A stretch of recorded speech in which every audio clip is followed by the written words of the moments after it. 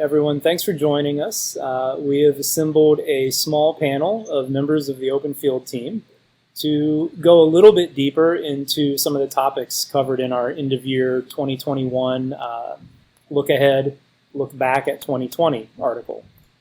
So to get things started, we're going to talk about some of the things we covered in our article about the obvious change this year, that everything changed, not just for our industry, but we would like to go a little bit deeper into some of the insights our team gave on how things changed for us, our business, our clients, and the EdTech industry at large. So by way of quick introductions, I'll just sort of go around the grid here.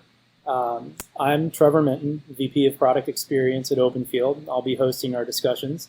I'm joined for this first panel by Sarah Freitag, who's our research lead, Lauren DeMarks, UX designer, Autumn Gilbert, researcher, and Adam Sonnet, president at Openfield. Thanks, Trevor. All right. Well, Adam, we're going to kick things off with you because you had some really good insight for us as we prepped for the article about one of the first, most obvious and dramatic changes we experienced in 2020. Well, obvious maybe to us, but maybe not everybody else. But roadmaps were completely thrown out the window, like immediately. Planning for a summer release happens the year before.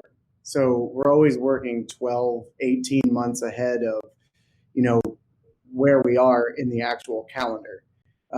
So changing roadmaps, in spring, when everybody went to work from home, was probably something that just felt like such an insurmountable obstacle that nobody could have intended.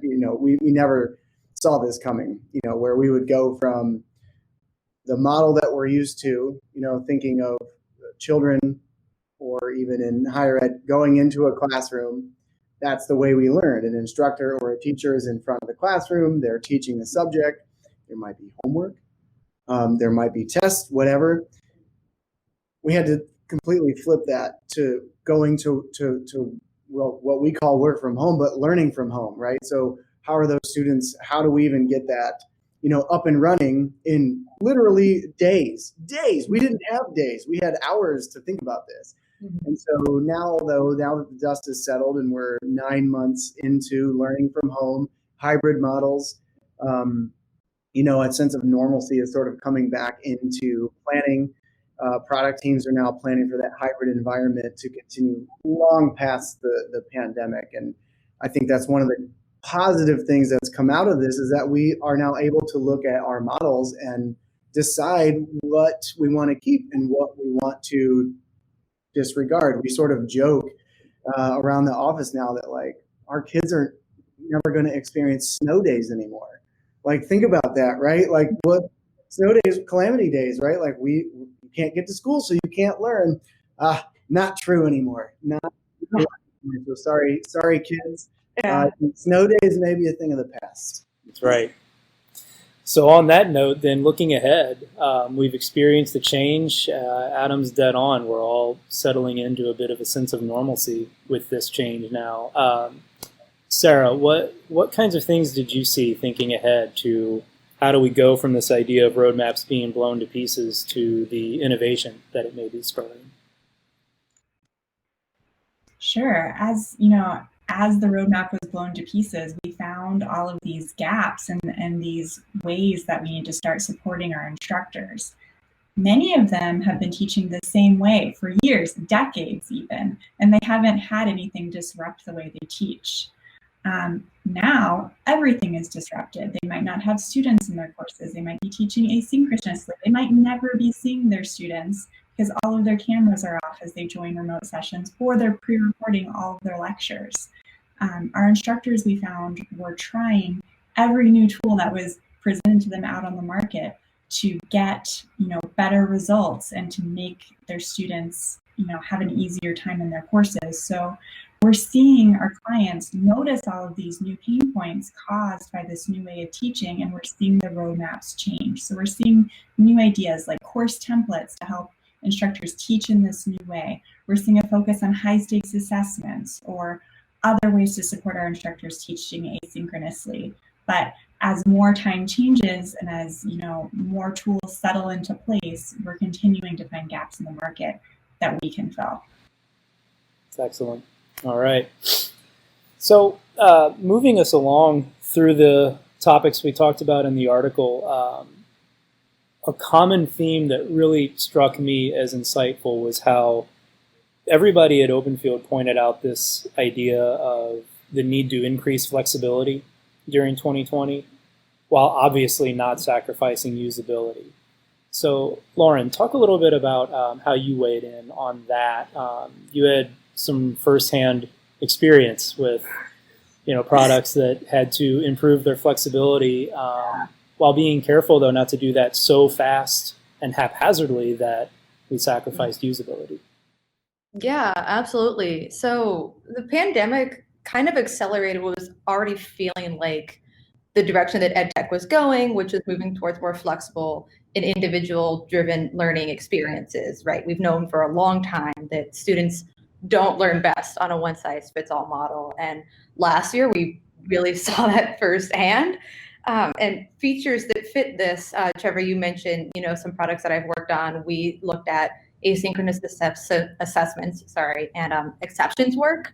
And these were prioritized and brought to the front of product roadmaps. And that was one example. But what we also did was kind of adjust what we thought of flexibility as meaning. So we had been thinking of flexibility as like, how do we provide the content? And we kind of added on to that to also think about when and where the content is provided, as we're starting to consider things like, 4 students sharing like one device at home, they're obviously going to need more flexibility with when they're going to be taking their classes. And these aren't things that we have all of the answers to now. Research will certainly help, but great onboarding can certainly help establish common mental models and help give users the tools to take advantage of what a truly flexible system might look like.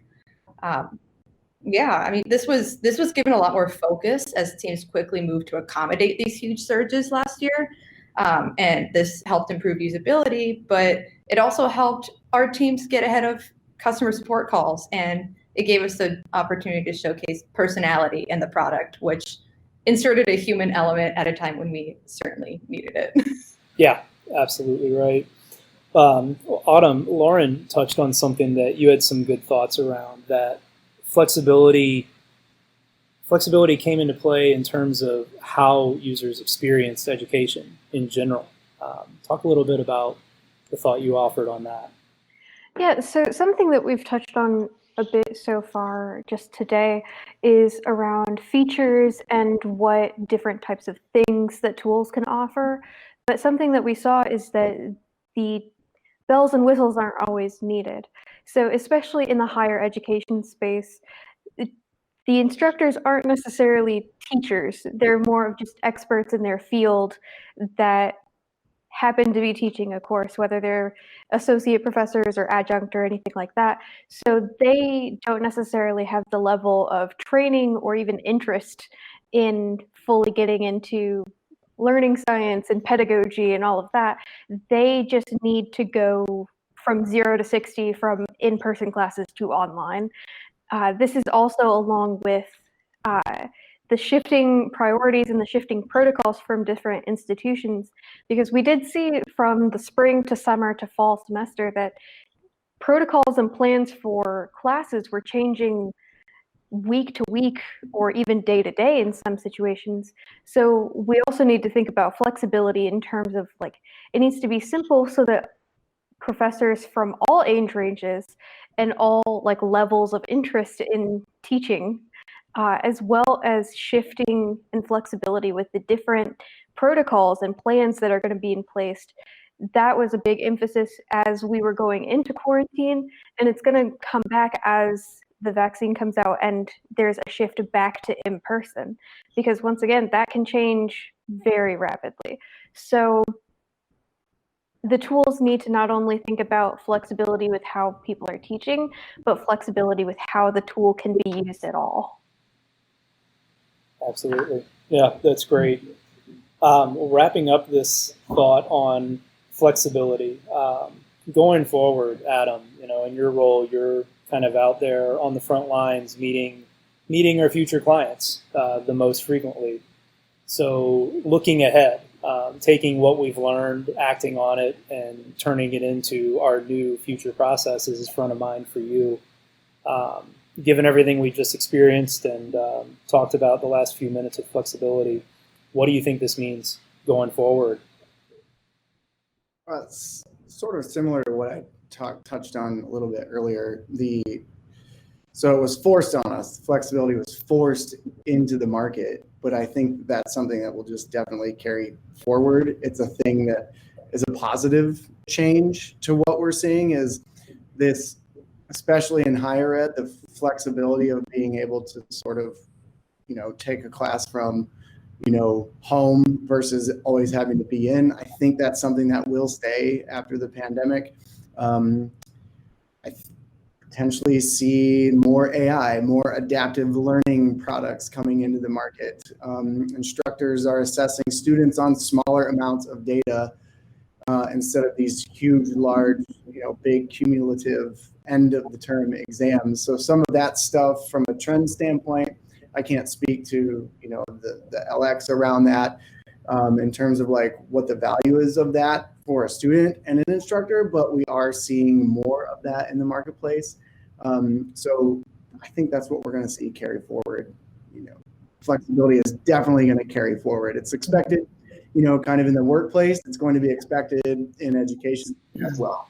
No, that's exactly right. And I think a good point was made at the beginning of this conversation that things were inching their way towards that already. And in so many areas of work and life, the pandemic sped along things that were kind of already starting to be in motion. So yeah, it definitely dragged this industry into quick, adept, volatile in some cases, change and flexibility, but I think everything we're learning from it is positive and worth carrying forward in new processes. All right, well, real quick then to wrap up this first panel segment, I wanted to talk about this idea that really interested me a lot that we covered with the team that, as we phrased it in the article, maybe you don't know Jack anymore when it comes to your users. Sarah and Autumn spend the most time face-to-face with our users, well, over video, face-to-face with our users. Talk a little bit about this idea, Sarah, that not only did things change for our clients and the product owners we work with every day, but obviously this was affecting instructors and students are who we've talked about the most so far. So what does this mean to us going forward? How do we think about the user base in EdTech now? Yeah, Autumn and Adam and Lauren have all sort of touched on it throughout this conversation, but instructors are teaching in a new way. So everything we knew about the way they've been teaching is currently changing, right? So, all the instructors that Autumn and I speak to, they're all trying out new tools and they're all running like mini experiments in their classes or in their sections, or they're talking to other instructors about their methods in order to find the best way to go about their day-to-day tasks and what they need to do to teach their class. They don't have tried and true methods anymore. And they're finding this new balance of their personal lives and interacting with their students and supporting their class and feeling like, instructors who know what they're doing, right? They need that reassurance and they're looking for ways to get it. And I think that element of reassurance is a big part that keeps coming back and back and back, because as an instructor who's taught a course for years, I probably have a good idea of how I'm doing and how students are doing and what I can expect to come out of that course and what's working and how I should teach. But now I'm not seeing my students anymore. I'm interacting through pre-recorded lectures. I've lost all ability to have like in the moment feedback from my students. And in the past, that feedback was crucial to the success of instructors teaching their class. So what we're hearing is, how do I even know if I'm succeeding? Like, how do I know when I'm running these experiments that I'm teaching the right way and that my students understand. So we see instructors seeking that reassurance and that like level of feedback, whether it's in the tools that we provide or whether it's, you know, through interactions with their students, both of which, you know, have their own pros and cons and are more and less likely to happen, you know, during this uncertain time. Excellent. Okay. Well, everyone, we can wrap it up there. But thanks so much for taking the opportunity to dive a little bit deeper into some of the thoughts we had looking back at a chaotic year in some ways, but one that also revealed quite a bit of positive opportunity for us and what we do every day at Openfield. So thanks a lot for sharing your input, and I'll see you all later. Thank you. Absolutely. Thank you.